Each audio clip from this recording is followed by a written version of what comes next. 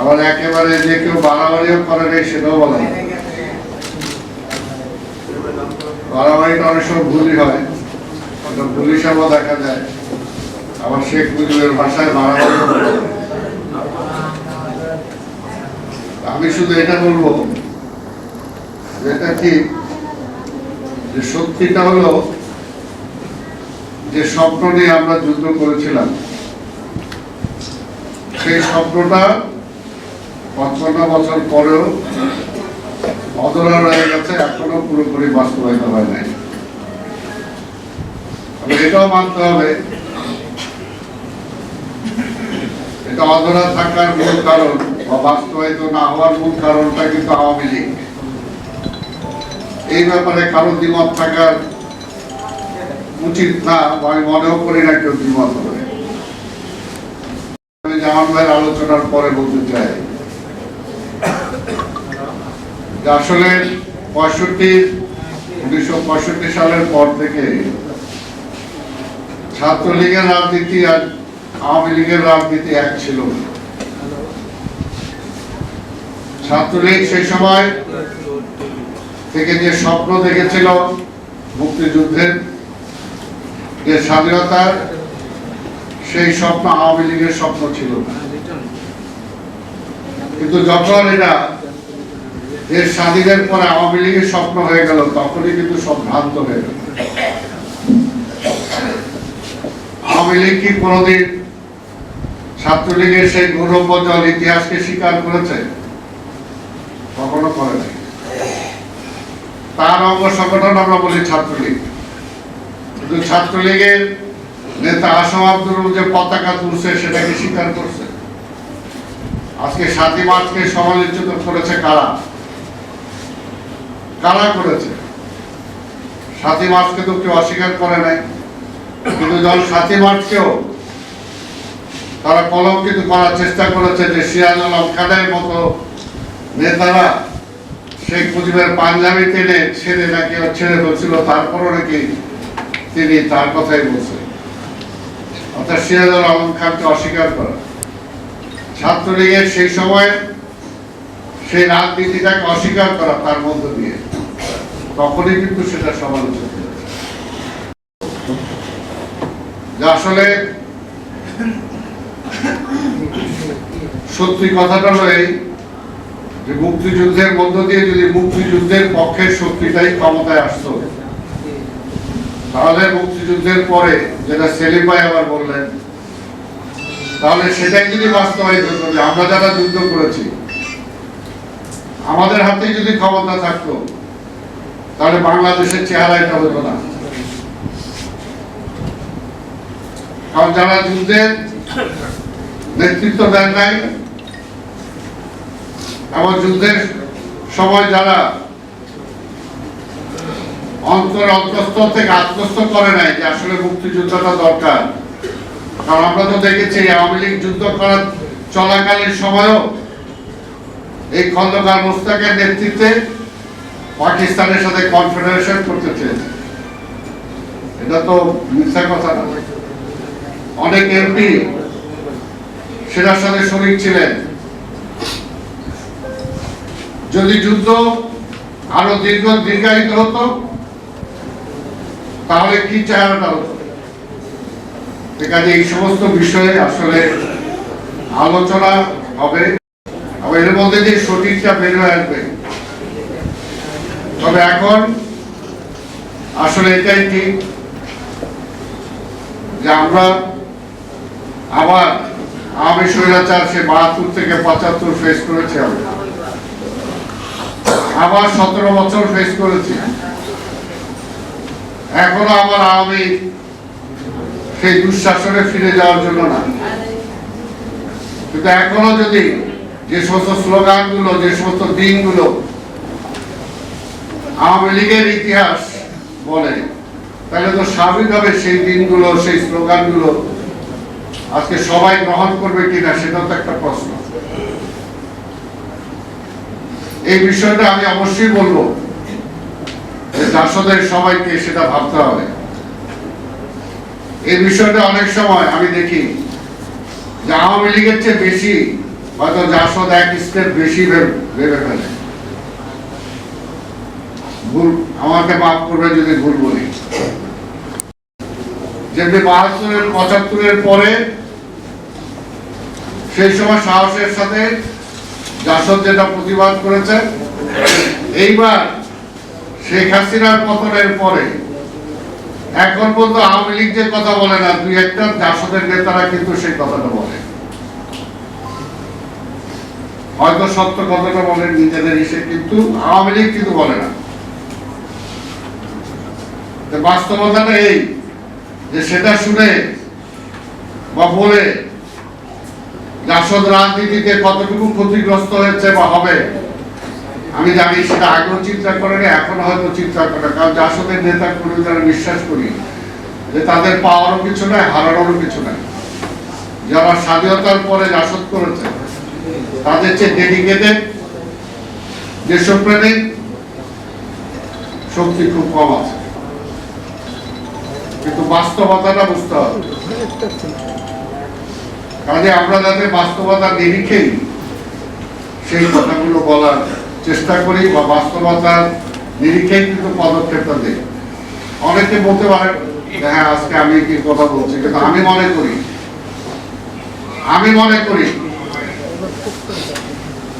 আমার সেই সময় যুদ্ধের আগে শরীফুল আহমেদ যা শিখিয়েছেন, যুদ্ধের পরে ইমিডিয়েট পরে যখন আওয়ামী লীগের সাথে আমরা থাকতে পারি নাই, সেই সময় যা শিখিয়েছেন আমি সেখানে আছি।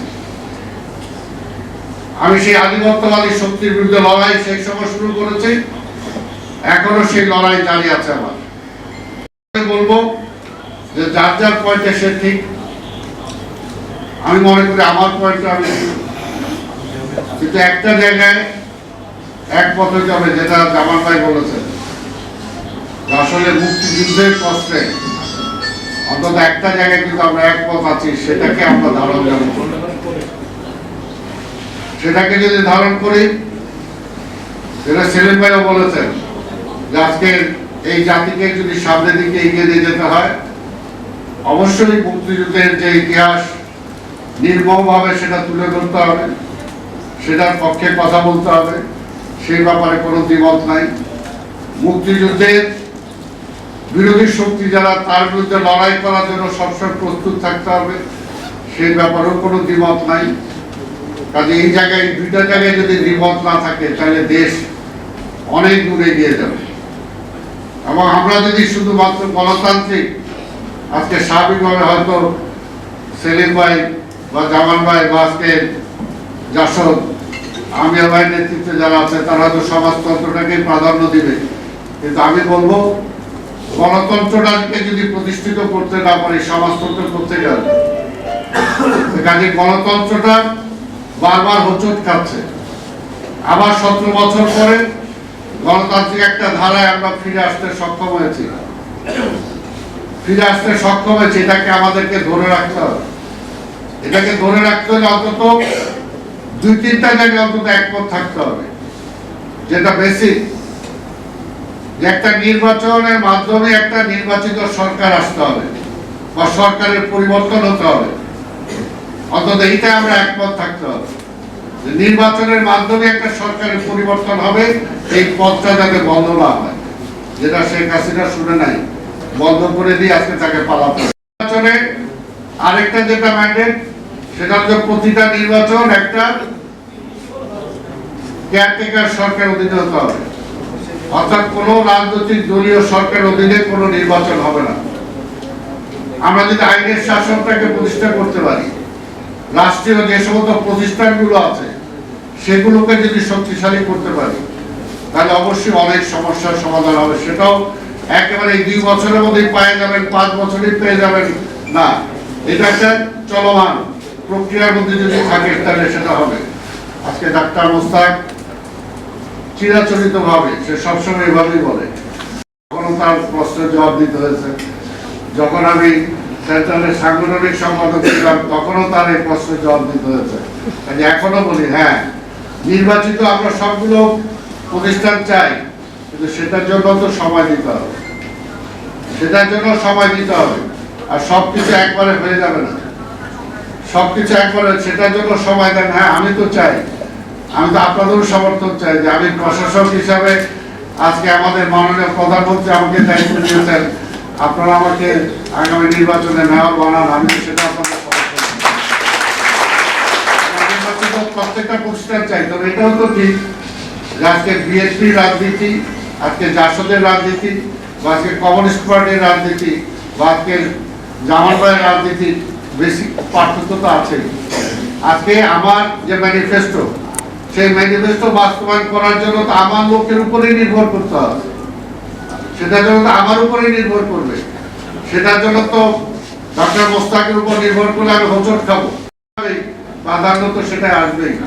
তবে সেটাও যাতে নির্বাচিত হয় সেই ব্যবস্থাটায় অবশ্যই ফিরে যেতে হবে, সেই ব্যাপারে কোনো দ্বিমত নাই। তবে আজকে বলবো যে দীর্ঘ 17টা বছর সকল সাংগঠনিক প্রতিষ্ঠানগুলোকে আজকে ভেঙে ফেলা হয়েছে। কনস্টিটিউশনাল যে সমস্ত প্রতিষ্ঠানগুলো সবগুলোকে ধ্বংস করা হয়েছে, চরিত্র নষ্ট করা হয়েছে, রাজনৈতিক দলগুলোর চরিত্র নষ্ট করা হয়েছে। কাজে স্বাভাবিকভাবে এটাকে ফিরে পেতে হলে একটু চেষ্টা করছেন, তাকে একটু সমর্থন দেন, একটু সহযোগিতা করেন, আবার সমালোচনাও করেন। তবে এক মাসিক সমালোচনা করবেন, এটা তো তারপর আশা করি কিছুটা সময় দেন, তারপরে সমালোচনা করেন এবং তারপরে সেগুলো যাতে আসে, তাহলে দেখা যাবে যে আসলে আমরা একটা গতির মধ্যে যেতে পারবো, একটা সিস্টেমের মধ্যে দিয়ে আমরা যেতে পারবো। সেই সময়টা অবশ্যই দিতে হবে প্রতিষ্ঠানগুলোকে গড়ে তোলার জন্য। এবং আরেকটা জিনিস তো মানতে হবে, যত কিছুই বলেন যে আমরা তো দেখেছি যে স্বাধীনতার পরে আওয়ামী লীগ ক্ষমতায় আসছে মুক্তিযুদ্ধের একেবারে সোল এজেন্সি দিয়ে, কিন্তু তারা তো পারে না এই দেশটাকে পরিচালনা করতে। কিন্তু আবার পাশাপাশি আমরা দেখেছি 7ই নভেম্বর, যে 7ই নভেম্বরের পার্ট জাসদ পুরোপুরি সক্রিয়ভাবে, কিন্তু যেভাবে হোক সেই সময় তো এই জাসদই তো ক্ষমতায় আনছে জিয়াউর রহমান, এবং জিয়াউর রহমান আসার পরে সেই সময় তো বিরোধ হয়েছে, কিন্তু তারপরও অল্প সময়ের মধ্যে এই দেশে কিন্তু অনেক কিছু জিয়াউর রহমান করেছে। কাজে সেই বিষয়টাও আজকে আমি বলতে, সেই জিয়াউর রহমানের সেই খালেদা জিয়ার সন্তান আজকে তারেক রহমান, সেও কিন্তু একটা প্ল্যানের কথা বলে যে আমরা চাই রাষ্ট্রটাকে গড়ে তুলতে। সেই ব্যাপারে অবশ্যই প্রত্যেকটা রাজনৈতিক দলের, প্রত্যেকটা রাজনৈতিক শক্তি তাকে সহযোগিতা দেওয়া দরকার, আমরা বিশ্বাস করি। আমি বক্তব্য দীর্ঘায়িত না করে 55তম প্রতিষ্ঠাবার্ষিকী জাতির প্রত্যাশা একটাই, যে আমরা ভালোভাবে থাকতে চাই, আমরা গণতন্ত্রটাকে প্রাতিষ্ঠানিক রূপ দিতে চাই, আমার রাজনৈতিক অধিকারটাকে আমি প্রতিষ্ঠা করতে চাই, আমার সামাজিক যে দায়িত্ব আছে সেই দায়িত্বটা আমি পালন করতে চাই, মৌলিক যে বিষয়গুলো আছে আমার মানবিকতার যাতে কখনো গ্রাস না হয় সেটাকে আমি ফিরে পেতে চাই। এগুলোকে ফিরে পেতে হলে আমাদের সবাইকে মানবিক হতে হবে, রাষ্ট্রকেও মানবিক হতে হবে, রাষ্ট্রে যে ক্ষমতায় থাকবে তাকেও মানবিক হতে হবে, পাশাপাশি আমরা যারা আছি আমাদেরকেও মানবিক হতে হবে, গণতান্ত্রিক হতে হবে। কিন্তু গণতন্ত্রটাকে প্রাতিষ্ঠানিক রূপ দিতে পারি, এবং আমি মনে করি যে একটা রাজনৈতিক কর্মী হিসাবে যদি রাজনীতিটাকে প্রাতিষ্ঠানিক রূপ দিতে পারি, রাজনীতিটাকে এখনো আমরা রাজনীতিবিদদের হাতে আনতে পারি না। যদি সত্যিকার অর্থে রাজনীতিটা রাজনীতিবিদদের হাতে আনতে পারি এবং রাজনীতিবিদদেরকে, রাজনৈতিক দলকে যদি সচেতনতা ভাবে যদি আমরা সামনের দিকে এগিয়ে নিয়ে যেতে পারি, তাহলে কিন্তু জনগণের এই প্রত্যাশা আমরা পূরণ করতে পারবো। এবং সেটা তখনই সম্ভব মুক্তিযুদ্ধের যে স্বপ্ন নিয়ে সেই সময় আমি তো সেই সময় যে স্বপ্ন, আমি আমার চাদর ধরে তো রাজনীতিতে শিখছি, একটাই তো ছিল আপোষ করি না। স্বাধীনতার পরেও তো আপোষ করি না, আপোষ তো করি নাই, লড়াই তো আমরা করেছি, এবং লড়াই করতে করতে তো আমরা এই পর্যায়ে আসছি। কাজে লড়াই তো এখনো শেষ হয় না। কাজে যে যেখানে আছি আমার সেই দৃষ্টিভঙ্গি নিয়েই যদি আমি সৎ থাকার চেষ্টা করি, যদি আমি ভালো থাকার চেষ্টা করি, রাষ্ট্রটাকে সেভাবে গড়ে তোলার জন্য চেষ্টা করি, আমার যে যতটুকু ভূমিকা রাখা দরকার আমি যদি আমার জায়গায় দাঁড়িয়ে সেই ভূমিকাটুকু আমি রাখি, তাহলেই কিন্তু আমাদের পক্ষে সম্ভব এই রাষ্ট্রটাকে, যেটা এখানে অনেকে বলেছেন, যারা একসময় আমরা স্বাধীনতার স্বপ্ন দেখেছি, যারা একসময় বাংলাদেশের তারা আসতো আমাদের দেশে আমাদের থেকে শিক্ষা গ্রহণ করার জন্য, আমাদের এখানে পড়াশোনা করার জন্য, আজকে সে মালয়েশিয়া, আজকে সে ইন্দোনেশিয়া, আজকে সেই সিঙ্গাপুর আজকে তারা কোথায় চলে গেছে, ইভেন ভিয়েতনাম আজকে কোথায় চলে গেছে, কিন্তু আমরা তো সেখানেই পড়ে আছি। শুধুমাত্র নিজেদের কিছু বলবো যে নিজেদের আসলে ভুল বোঝাবুঝি বলি বা নিজেদের অহমিকা বলি বা ভ্রান্ত রাজনীতির কারণে বলি, আজকে আমরা এই পর্যায়ে আছি। এই পর্যায়টা থেকে একবার তো 72 থেকে 75 ধাক্কা খাইছি, আবার 17 বছর ধাক্কা খাইছি, এখনো কি আমাদের সেই মোহটা কাটবে না? কাজেই সেটা থেকে যেতে আসল জায়গাটায় আমাদেরকে চিন্তা করতে হবে যে আমাদের মূল শত্রুটা কোথায়, আমাদের মূল কার সাথে আমার মূল যুদ্ধটা। অবশ্যই স্বাধীনতার বিপক্ষে যারা আছে তাদের সাথে তো আমার লড়াই আছেই, কিন্তু পাশাপাশি এই দেশটাকে যারা মাথা তুলে দাঁড়া দিতে চায় না, যে আধিপত্যবাদ দিতে চায় না, তার পক্ষে যারা আছে তার সাথে আপোষ করে অন্তত সামনের দিকে আমরা যেতে পারবো না, এই বিশ্বাসটুকু আমাদের আসতে হবে। আমি আর বক্তব্য দীর্ঘায়িত না করে আজকে এখানে